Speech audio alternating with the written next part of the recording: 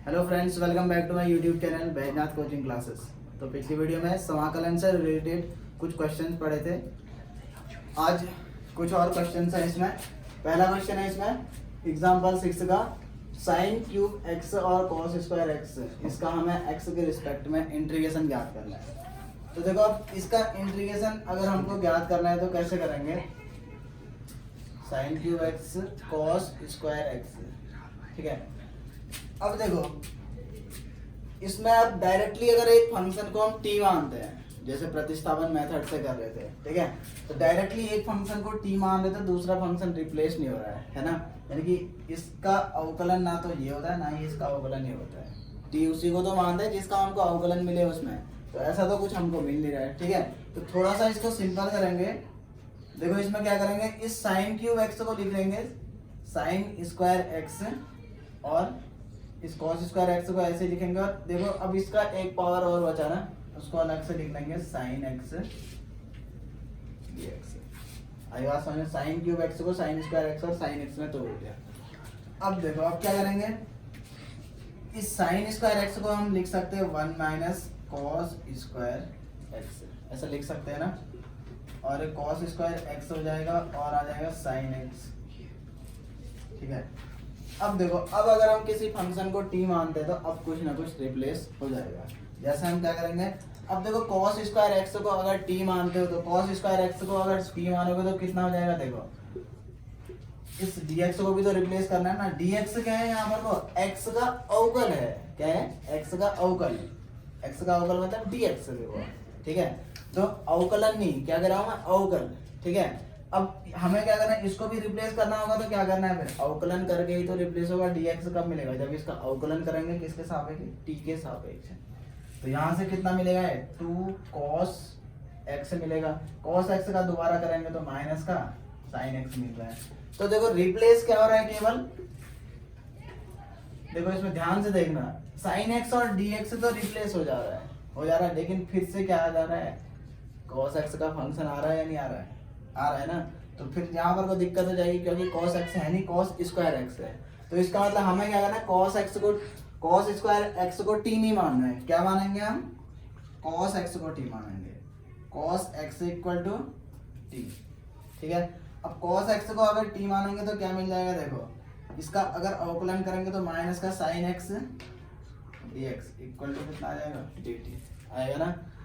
ऐसा नहीं कि ये इसका sin x dx नहीं होता है। कहने का मतलब ये है कि sin x आएगा इसका, फिर x का दोबारा होगा तो dx अपॉन dt आएगा, और इस साइड 1 आएगा तो dt को यहाँ पे आएगा, समझ में। तो ये कितना मिला फिर, देखो, sin x dx equal to minus का dt, ये चीज आई, ठीक है। अब इसको क्या करेंगे, इस वाले इक्वेशन में रख देंगे। आई इक्वल टू कितना आ जाएगा फिर यहाँ पर को, सॉरी, इस वाले इक्वेशन में रखेंगे यहाँ पर को, ठीक है। तो ये आ जाएगा 1 माइनस कॉस एक्स के बदले टी माना है तो क्या आ जाएगा, टी स्क्वायर इंटू ये भी कितना आ जाएगा, टी स्क्वायर, और साइन एक्स से डी एक्स, साइन एक्स से डी एक्स के बदले कितना, माइनस का डी टी, ठीक है।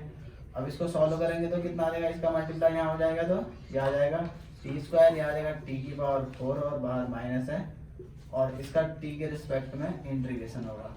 तो ये कितना आ जाएगा, इसका अगर इंटीग्रेशन करेंगे तो टी की पावर 3/3 एक्स की पावर n वाला फॉर्मूला लगाएंगे, ठीक है। अब माइनस इंटू माइनस प्लस हो जाएगा तो कितना आ जाएगा, टी की पावर 5/5 और प्लस c।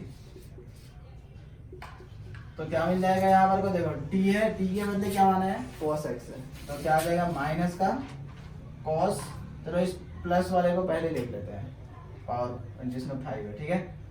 cos की पावर 5x अपॉन 5, फिर minus cos cube x upon 3 plus कितना आ जाएगा c, ये आंसर आ जाएगा, ठीक है। इसमें फॉर्मूला क्या लगाया हमने, इंटीग्रेशन ऑफ x की पावर n, ठीक है। तो ये कितना आया, x की power n plus 1 upon n plus 1। अब यहाँ पर क्या है, x के बदले t है, ठीक है। तो ये क्या आ जाएगा, इसमें फाइनल आंसर आ जाएगा। देखो, अगला क्वेश्चन है sine x upon sine x plus a, इसका x के रिस्पेक्ट में क्या करना है हमको, इंटीग्रेशन, ठीक है। अब देखो, वही प्रतिस्थापन ही अप्लाई करेंगे, क्योंकि डायरेक्टली तो हम कर नहीं सकते ना, इससे या तो ये चीज़ कैंसिल हो जाती। हमने इंटीग्रेशन करना या तो ऐसे सीखा है कि सारी चीज़ें अंश में हो और फिर एक ही फंक्शन हो, अलग अलग ना हो। अब इसमें फंक्शन अलग अलग, देखो साइन है यहाँ पर, ट्रिग्नोमेट्रिक फंक्शन है, इसमें भी है, हर में भी है ना। अब ये इससे कैंसिल तो हो नहीं सकता, ठीक है। अब एक तरीका क्या हो सकता है कि अगर इसका अवकलन यहाँ दिया होता तो फिर हो जाता है ना, एक फंक्शन को हम टी मानते, दूसरा रिप्लेस हो जाता, फिर एक ही फंक्शन का हमको करना पड़ता अवकलन, ठीक है। तो अब हम क्या करेंगे, देखो इसको टी मानेंगे तो ना तो ये चीज आ सकती है क्योंकि कॉस आ जाएगा वहां पर को, अगर रिप्लेस करेंगे तो फिर अगर इसको टी मानते हैं तो फिर साइन एक्स वाली चीज नहीं मिल रही है, ठीक है। अब देखो अगर फिर इसको थोड़ा सा सॉल्व करेंगे तो उससे भी दिक्कत आ जाएगी कि इसको अगर फॉर्मूले में चेंज करेंगे तो फिर बहुत सारे फंक्शन आ जाने हैं, है ना। तो हम क्या करेंगे, इसमें x प्लस ए को क्या मान लेंगे, t, ठीक है। x प्लस ए को अगर हम t मानेंगे तो यहाँ से क्या मिलेगा हमको, देखो x का मान कितना मिल जाएगा, x बराबर t माइनस ए मिलेगा, ठीक है।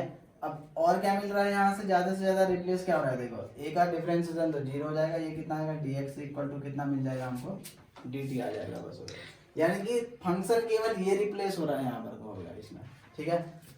i बराबर dx के बदले dt मिल रहा है हमको, ठीक है, और कुछ नहीं मिल रहा है ना।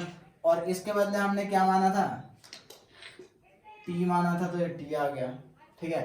लेकिन ये क्या रिप्लेस हुआ, नहीं हुआ ना, साइन x तो वैसे ही बना रहा, तो इसका मतलब हम लिखेंगे क्या उसको, साइन और इस x के बदले कितना लिख देंगे, t माइनस ए, ऐसा तो कर सकते हैं। अब रिप्लेस हो गया, पूरा का पूरा फंक्शन किसमें आ गया, टी में। लेकिन अब आप लोग सोच रहे होंगे कि ऐसा तो पहले भी बन ही रहा था, x प्लस ए यहाँ पे आ रहा था और x आ रहा था उसमें, और अब आ रहा है टी माइनस ए अपॉन टी। अभी भी साइन फंक्शन तो दो ही रहे हमारे पास, एक हर में रहा एक अंश में, फर्क तो कुछ पड़ा नहीं अभी भी, है ना।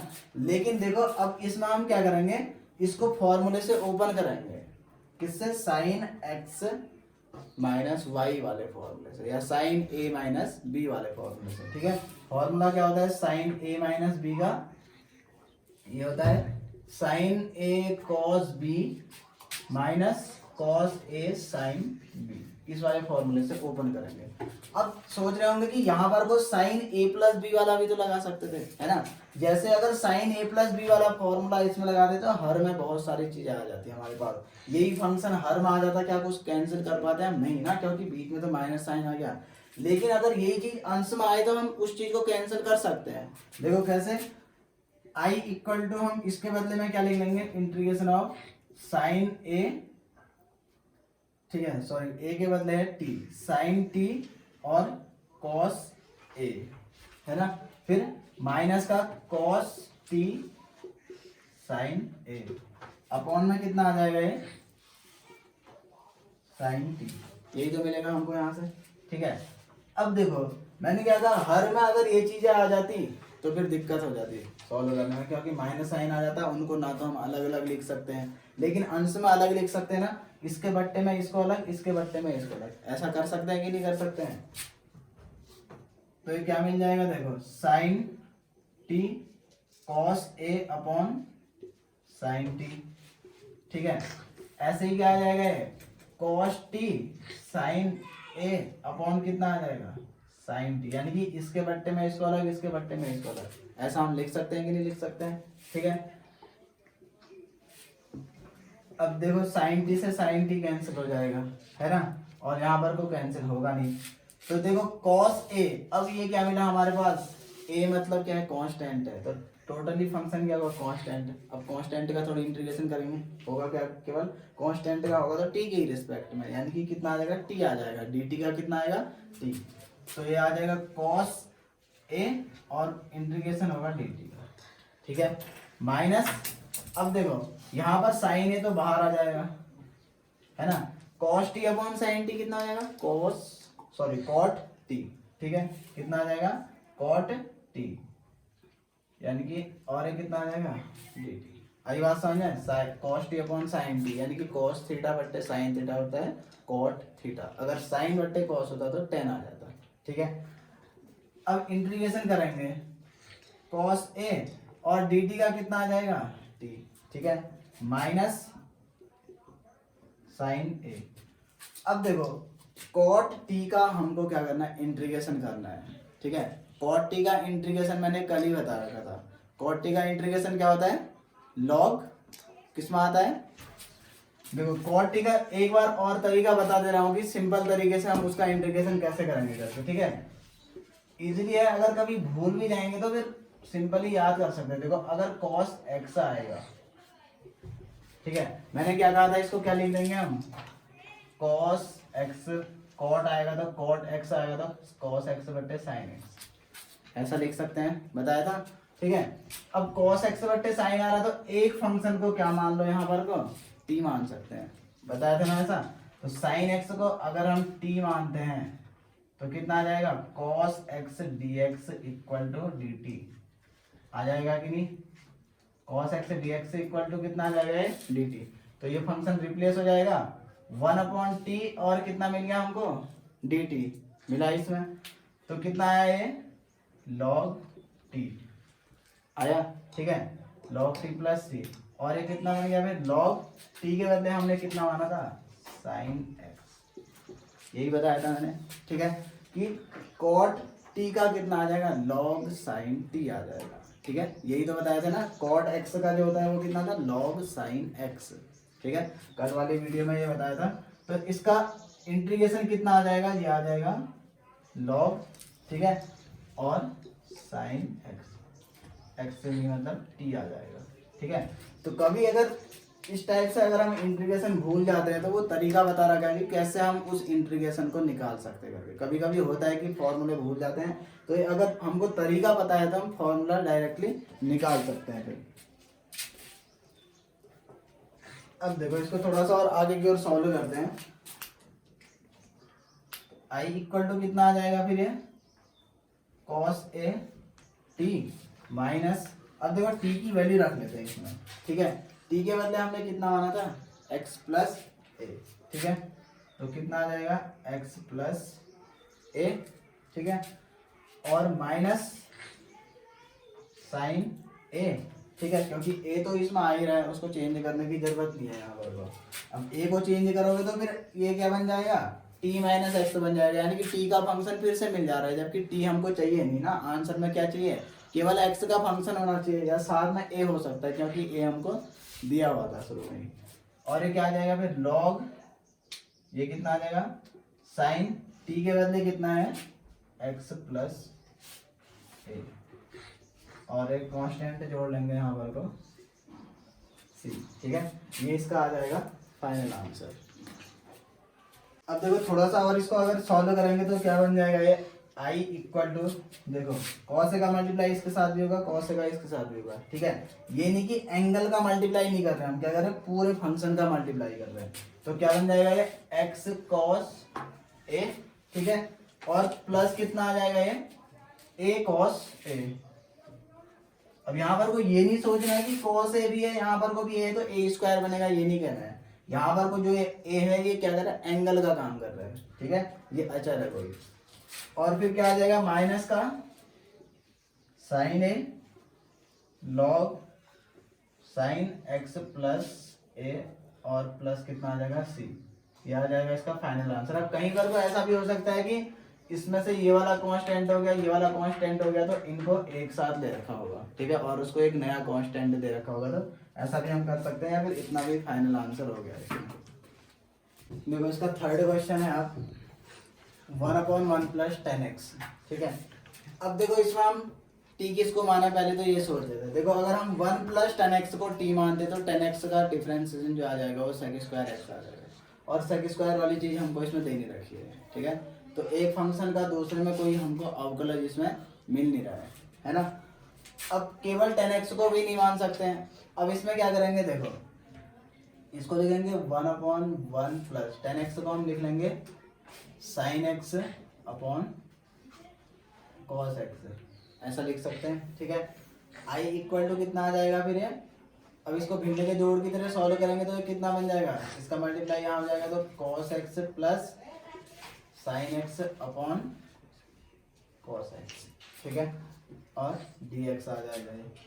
तो i इक्वल टू कितना आ जाएगा, cos x से ऊपर मल्टीप्लाई हो जाएगा तो cos x upon cos x plus sin x, ठीक है। अब देखो अभी भी अगर हम किसी फंक्शन को t मानते हैं, जैसे sin x को अगर हम t मान रहे हैं, ठीक है, तो sin x को t मानते हैं तो क्या मिलेगा, sin x का डिफरेंशिएशन क्या मिलेगा, cos x मिलेगा ना, तो क्या आ जाएगा cos x dx से तो रिप्लेस हो जाएगा। जैसे देखो एक बार sin x को अगर हम क्या मानेंगे, t मानेंगे, ठीक है, तो क्या आ जाएगा cos x और कितना आ जाएगा dx इक्वल टू dt आ जाएगा। तो देखो ये तो रिप्लेस हो जा रहा है, लेकिन ये वाला cos x तो फिर भी बच जाएगा ना। इस cos x के बदले क्या रिप्लेस करेंगे हम, कुछ नहीं, ठीक है। या फिर रिप्लेस क्या हो सकता है dt अपॉन dx, यानी कि अगेन फिर वही चीज आ जा रही है ना। तो फिर इसमें क्या करना है, देखो अगर कभी इस टाइप की चीज मिलती है हमको कि हर में भी ऐसी चीजें मिले, ठीक है, और अंश में भी उसका अवकलन ना मिले हमको, तो उसमें हम क्या करते हैं, फिर सेम इसी चीज को अंश में बनाने की कोशिश करेंगे। आई बात समझ, जैसा ये यहाँ पर को बन रहा है ऐसा ही हम क्या करेंगे, अंश में बनाने की कोशिश करेंगे। तो उसके लिए हमें देखो सबसे पहले क्या करना होगा, अंश में अगर ऐसी ही चीज बनानी है तो इसका मतलब क्या करना है, cos x plus sin x को अंश में जोड़ना भी है और हमको घटाना भी पड़ेगा। यही तरीका हो सकता है कि अंश में भी सेम ऐसी चीज बन जाए, जिससे क्या हो जाएगा, वो कैंसिल हो जाएंगी चीजें कुछ, ठीक है। अभी देखो इसमें समझ में आ जाएगा। अब cos x लाना है हमको और sin x लाना है, अब उसको जोड़ेंगे भी घटाएंगे फिर उसमें तो और ज्यादा दिक्कत हो जाएगी। तो सबसे पहले हम क्या करते हैं, इसमें 2 से मल्टीप्लाई कर लेते हैं, अंश में भी और हर में भी इसके, ठीक है। तो याद आएगा cos x plus sin x। देखो हमने क्या किया, इसमें इसके अंश में भी 2 से मल्टीप्लाई किया और हर में भी, ठीक है, यहाँ तक समझ में आया होगा। अब क्या आ जाएगा i इक्वल टू 1/2। अब इसको क्या लिख सकते हैं, देखो cos x plus cos x ऐसा लिख सकते हैं, 2 cos x है तो cos x plus cos x लिख लिया, और अपॉन में कितना आ जाएगा cos x plus sin x, ठीक है। अब देखो यहाँ पर से स्टेप क्या बन रहा है, मैंने क्या कहा, सेम यही चीज बनाने की कोशिश करनी है, सेम तो नहीं बना, ठीक है। यहाँ cos x plus sin x है, यहाँ यही चीज आ रहा है। तो अब क्या करेंगे, हम इसमें sin x को जोड़ भी देंगे और sin x को क्या कर देंगे, घटा भी देंगे, ठीक है। तो कितना मिलेगा ये cos x, ठीक है। अब क्या करेंगे, कहा sin x को जोड़ भी देंगे, ठीक है। तो sin x को जोड़ने वाला इसके साथ लिख लेता हूँ मैं, ठीक है, और फिर cos x को लिखूंगा और sin x को एक घटाने वाला लिख दूंगा, और अपॉन में कितना आ जाएगा cos x plus sin x, और ये आ जाएगा, ठीक है। अब देखो अब ये इजी हो जाएगा, यहाँ से देखो cos x plus sin x,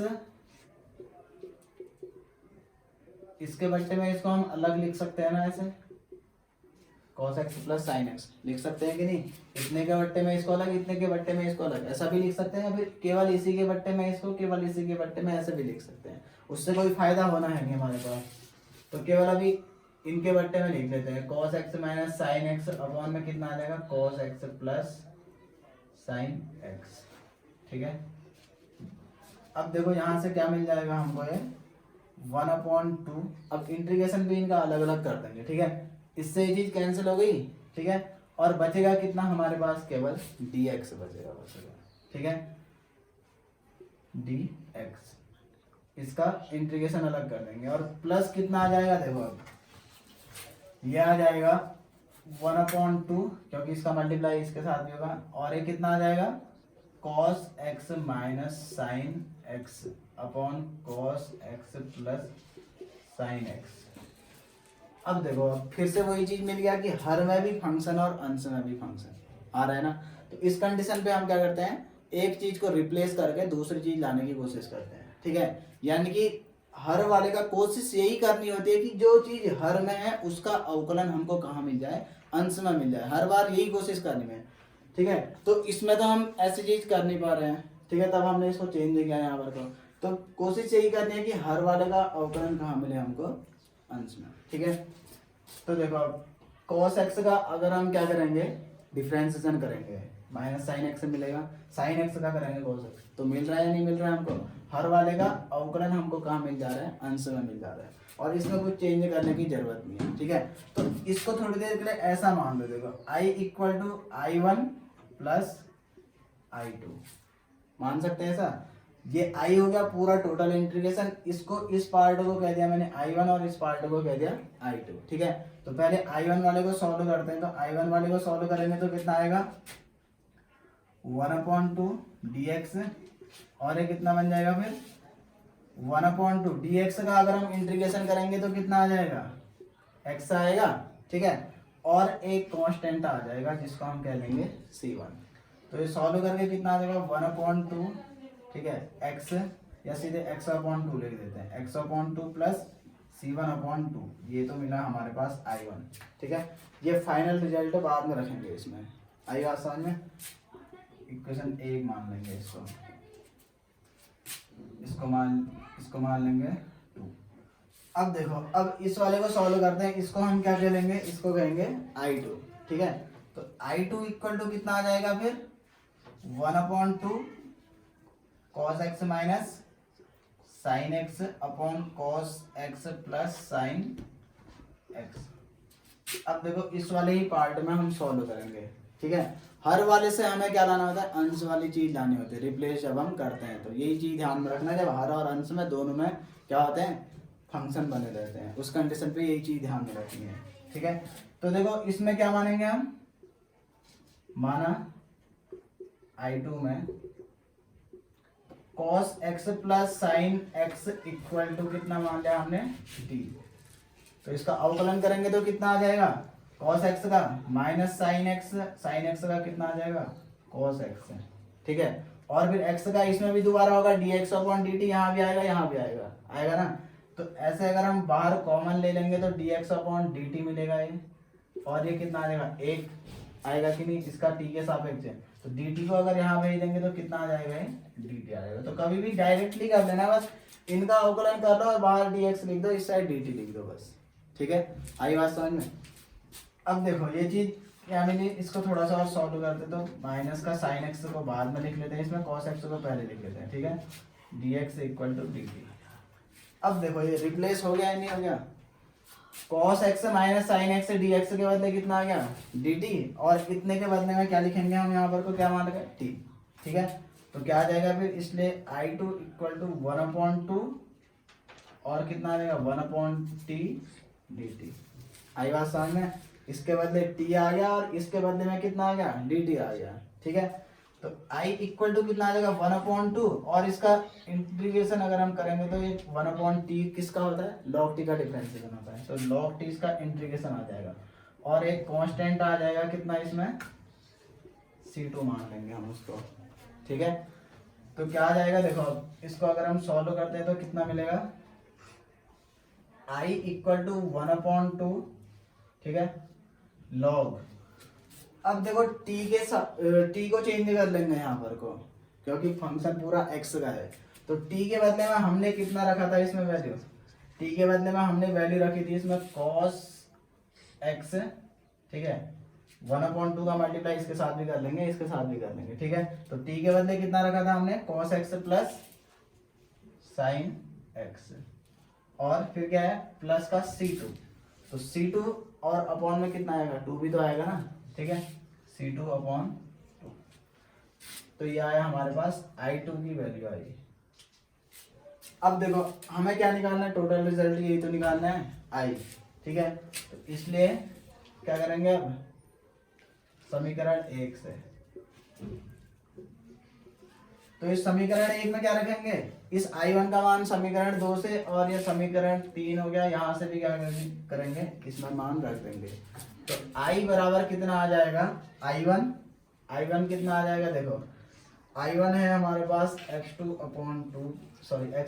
और C1/2, और प्लस I2 कितना है 1/2 log cos x plus sine x, और प्लस C2/2। अब देखो इस C1/2 और C2/2 को इसको क्या करेंगे, एक नया कांस्टेंट है, क्योंकि ये 2 भी कांस्टेंट है, C1 भी कांस्टेंट है ना, ये भी कांस्टेंट है, ये भी कांस्टेंट है, तो एक नया कांस्टेंट कह लेंगे जिसको हम कहेंगे C, ठीक है। तो I इक्वल टू कितना आ जाएगा x/2 plus 1/2 log cos x plus sine x, ठीक है, और प्लस क्या करेंगे C, जहां इसमें लिख लेना सी इक्वल टू कितना है C1/2 प्लस C2/2। ठीक है, अब देखो एक तरीका तो ये है। अब इसमें एक चीज और ध्यान में रखनी है। ठीक है, यहाँ पर कोई फॉर्मूला हम जनरेट कर सकते हैं। देखो इसमें क्या किया, इस वाले में फंक्शन में देखना है। ठीक है, I2 में हमने क्या लिया cos x plus sine x. मैंने क्या कहा कि अगर हर और अंश दोनों में अगर हमको क्या दिखे, फंक्शन दिखे, तो हम क्या करते हैं, प्रतिस्थापन जब अप्लाई करेंगे तो उसी फंक्शन को t मानते हैं, जिससे क्या हो जाए, उसका अवकलज उसमें हमको मिले, है ना। एक फंक्शन को t मानते तो दूसरा फंक्शन उसका क्या होना चाहिए, अवकलज होना चाहिए। ठीक है, तो हम t किसको मानेंगे, हमेशा हर वाली चीज को, जिससे अंश में हमको क्या मिले, अवकलन मिले। ये रिप्लेस हुआ ना। अगर हम क्या अभी इसको t मानते तो क्या ये चीज रिप्लेस हो पाता, नहीं हो पाता ना। cos x minus sine x को मानते तो ये हर वाली चीज अगर बाई चांस से मिलती तो dx से थोड़ी ना रिप्लेस हो पाता फिर यहाँ पर को। ठीक है, तो हमें क्या करना है, कुछ ऐसी चीजों को t मानना है जिससे और चीजें क्या हो जाए, रिप्लेस हो सके उसमें। ठीक है, अब देखो एक तो हमने इस तरीके से क्या निकाला, इसमें देखो log cos x plus sine x में ऐसे निकाला ना इस चीज को सॉल्व करके। या फिर सबसे सिंपल तरीका होता है, देखो अगर हमारे पास क्या मिले, अंश में f डैश x यानी कि फंक्शन का डिफरेंशिएशन मिले और हर में क्या मिले, हमको फंक्शन मिले, उसका अगर हम x के रिस्पेक्ट में क्या कर रहे हैं, इंटीग्रेशन कर रहे हैं, तो इसका आंसर सीधे सीधे हमको क्या लिख देना है, log फंक्शन। कैसे, देखो ये क्या है, फंक्शन है ना, और इसी फंक्शन का क्या मिल रहा है, डिफरेंशिएशन मिल रहा है हमको कहाँ, अंश में, है कि नहीं। देखो इससे कंपेयर करो, ये f डैश x है किसका, इस नीचे वाले फंक्शन का, तो नीचे फंक्शन है ये। ठीक है, और अंश में क्या है, उसका डिफरेंशिएशन है, तो इसका आंसर सीधे क्या है, log फंक्शन, यानी कि log और ये चीज। ठीक है, अब देखो इसमें देख लो फिर वही चीज आ रखा है कि नहीं आ रखा है, log और साथ में क्या रखा है, ये हर वाली चीज आई है ना। तो ध्यान में रखना है कि अगर हर में कोई फंक्शन हो, अंश में क्या दे रखा हो, उसका डिफरेंशिएशन, तो उसका आंसर सीधे क्या लिख देना है, लॉग और जो चीज इसमें हर में दे रखी है। ठीक है, इस प्रकार से इस क्वेश्चन को सॉल्व कर सकते हैं। अगर आप लोगों को ये वीडियो पसंद आई है तो वीडियो को लाइक करें, कमेंट करें और शेयर करें, साथ ही साथ चैनल को सब्सक्राइब करें।